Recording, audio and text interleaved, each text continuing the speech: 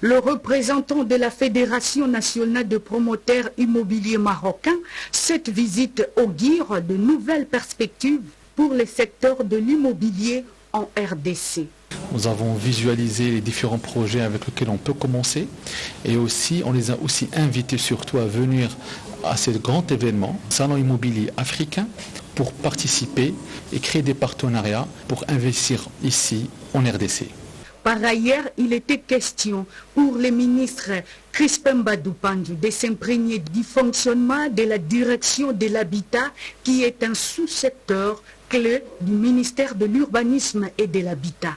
La directrice a présenté la situation globale avec les objectifs, les défis, aussi les difficultés rencontrées au cours de l'exercice de leur travail.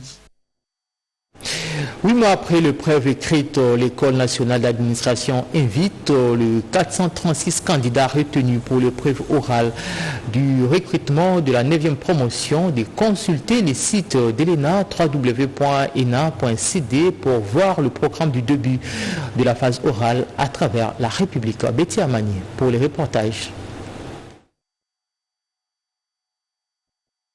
Faisons suite au concours de recrutement des élèves de la 9e promotion de l'École nationale d'administration pour la session 2023-2024, dont l'épreuve écrite s'était déroulée en novembre dernier après le lancement par le vice-premier ministre, ministre de la fonction publique, modernisation de l'administration et innovation du service public, Jean-Pierre Liao. L'École nationale d'administration, à travers son directeur général, Guillaume Bangawa Kimessa, invite tous les candidats et a réussi à l'épreuve écrite de consulter les sites officiels de l'ENA, www.ena.cd, pour des précisions sur les débuts des épreuves orales. Le général de l'ENA demande à tous ceux-là qui avaient concouru aux épreuves de recrutement de la 9e promotion de l'ENA, les 436 candidats qui avaient été retenus pour passer l'épreuve orale, d'aller consulter le site web de l'ENA, www.ena.cd,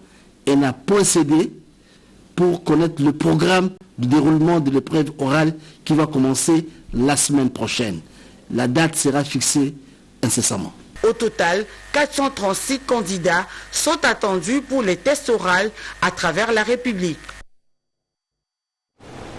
Bouffée d'oxygène pour les déplacés de conflits intercommunautaires et sinistrés de l'inondation du fleuve Congo à Kisangani, dans la province de la Chopo. Ces derniers ont reçu le mercredi dernier une assistance en vivres et non-vivres de l'association Women of Fight. Jean-Pierre Ndolo Demazou pour les détails.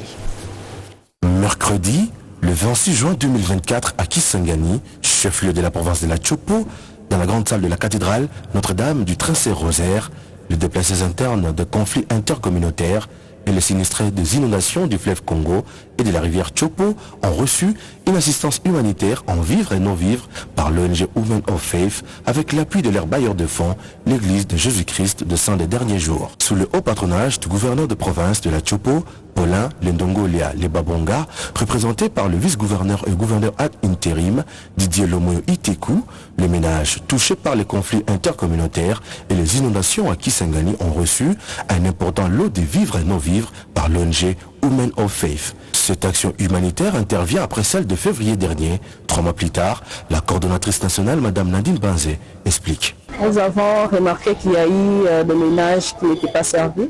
C'est pourquoi nous étions rentrés plaider pour eux.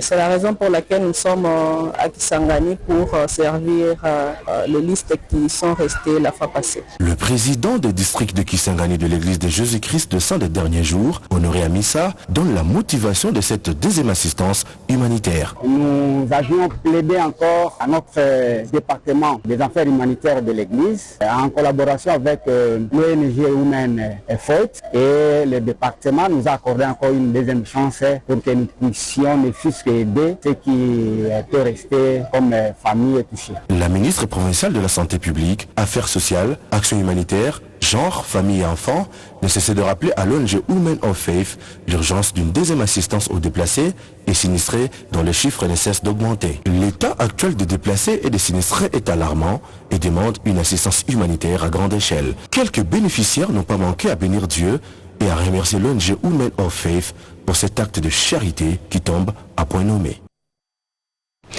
Agir pour faire taire la faim, c'est les thèmes de la 4e édition de la foire de la bouffe. Durant 2 jours, la structure Jeunes Filles en Action, en marge de la journée mondiale de lutte contre la faim, a réuni plus de 1000 enfants venus de plus de 20 orphelinats de la capitale congolaise pour un dîner de fraternité. Sandra Nyangitabou pour les détails.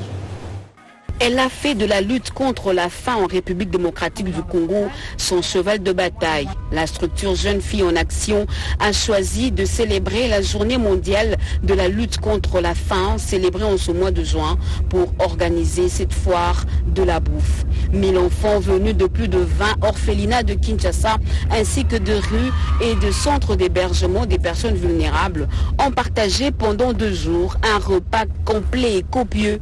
Petit déjeuner et dîner et ont bénéficié d'un colis bien rempli pendant la 4e édition de cette foire placée sous le thème « Agir toujours pour taire la faim ». Ruth Ngwanza, coordinatrice nationale de GEFIA, explique. Ce projet de cantine publique est pour nous une contribution à la lutte contre la faim en RDC. Parce que nous savons que la faim est réellement un fléau dans notre pays. Et les personnes qui sont les plus touchées sont cette catégorie des personnes que nous prenons. Nous avons pris les orphelinats, les enfants vivant en rupture familiale, donc les enfants de la rue, les enfants vivant avec handicap, les filles mères et toute cette catégorie des personnes vulnérables touchées directement par la faim. Ce que nous voulons faire aujourd'hui, c'est de lancer un appel à toutes les autorités et partenaires nationaux et internationaux. Nous voulons que vous puissiez accompagner cette vision. Cette activité a été également l'occasion pour GEFIA de présenter à nouveau son projet de création de cantines publiques en République démocratique du Congo. Une solution efficace dans la lutte contre la faim pour les personnes vulnérables. Les enfants invités ont exprimé leur grande satisfaction. On remercie d'abord Fondation Jarina. À chaque temps, que Dieu la bénisse, que Dieu la protège, que Dieu ajoute encore beaucoup de plus. Merci. Il convient de souligner que cette 4e édition a bénéficié de la participation de plusieurs partenaires et sponsors.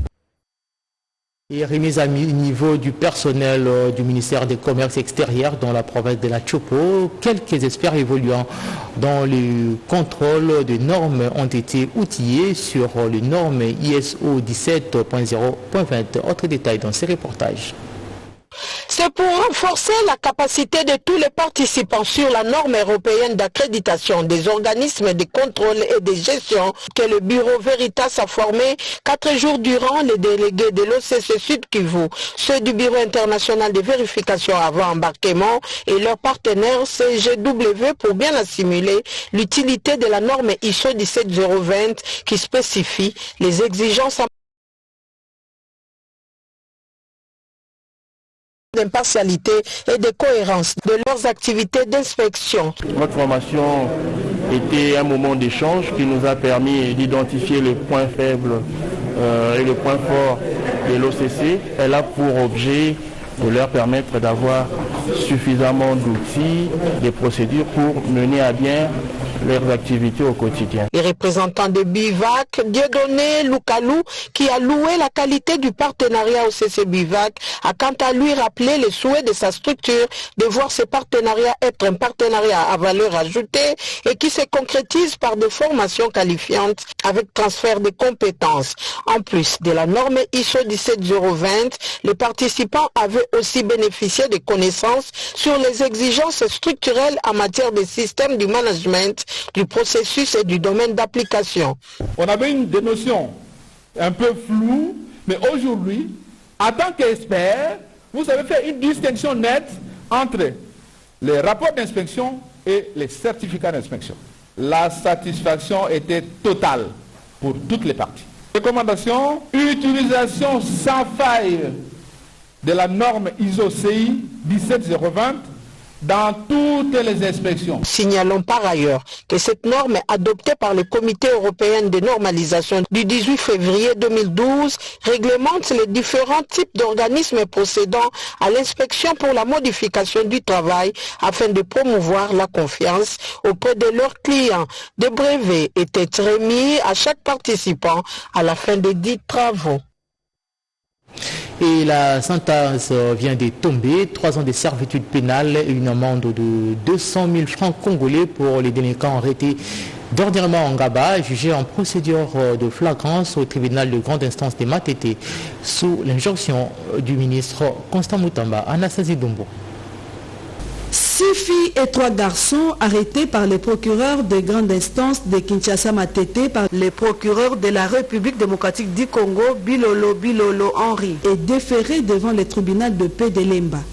Après audience, 3 garçons ont été acquittés, 6 filles condamnées chacune à 3 ans de servitude pénale sur base de l'injonction du ministre de Justice Constant Moutamba, puis relayées par le procureur général près la Cour de cassation Firmin Vondé. Signalons que ces délinquants ont été appréhendés dans une boîte de nuit pour outrage public à la pudeur au rond-point Ngaba dans la commune de Lemba. Les 6 filles devront également payer chacune 200 000 francs congolais d'amende. Selon les témoignages recueillis sur place, ces jeunes délinquants ont l'habitude de fréquenter ces bars en costume d'Adam. Et les images que vous allez suivre à présent, c'est loin d'être vrai, mais c'est la réalité. Un commerçant déguerpi de sa maison commerciale, pourtant il n'était ni de loin ni de près concerné par cette opération. Un acte qui a même surpris plus d'un. Jean-Pierre Ndolo Demazo pour les commentaires.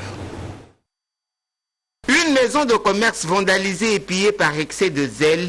Le locataire d'une maison de commerce, Mbola Dinga Armand, a vu son commerce anéanti en un laps de temps. Armand Mbola Dinga est victime d'un conflit qui oppose son bailleur et quelques membres de sa famille. L'affaire a été portée devant les juridictions. Le bailleur a eu gain de cause et a obtenu le déguerpissement des copropriétaires. Cette opération n'a pas épargné le commerçant Armand Mbola Dinga, qui n'était pas concerné par le déguerpissement, comme l'explique son avocat, Maître Pierrot Katako. Mon client est commerçant, mais vandalisé, ses objets, marchandises vandalisées et exposés, parce que déguerpis, exposés tels que vous voyez là, les tôles de l'extérieur, de l'autre côté du dépôt. Enlevé, on a détollé tout. C'est comme ça que ces marchandises sont exposées depuis plus de 3 semaines. Un commerçant qui a un personnel à payer, qui a des factures à honorer, qui a aussi des taxes à payer aussi, mais des marchandises exposées. Une erreur qui a été vite reparée par la justice. Armand Mbola Dinga a été rétabli dans ses droits, bien qu'il ait perdu ses marchandises et une importante somme d'argent. Un journal de Souzingoï réalisé par Ramada Poki et Anoumouti était dans la prise de son. José Dumonekene était derrière la caméra. Voilà qui met fin à ce journal de 23h. Merci de l'avoir suivi et bonne suite des programmes sur nos